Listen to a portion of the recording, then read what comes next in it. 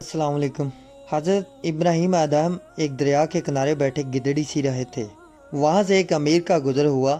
اس نے ابراہیم آدم کو پہچان لیا کیونکہ وہ بادشاہ رہ چکے تھے اور سلطنت و تخت و تاج کو خیر بات کہہ کر انہوں نے درویشی اختیار کر لی تھی۔ اس امیر نے سوچا کہ ابراہیم آدم کو کیا سوجی کہ عالی شان زندگی ترک کر کے فقیری اختیار کر لے۔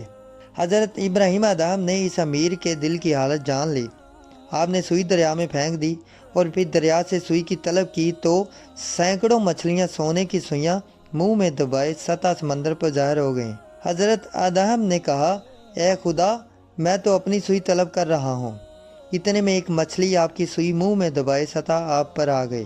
اس امیر نے یہ دیکھا تو آپ نے دریافت کیا، اے سردار، کیا یہ بادشاہی اچھی ہے یا وہ حقیر سلطنت؟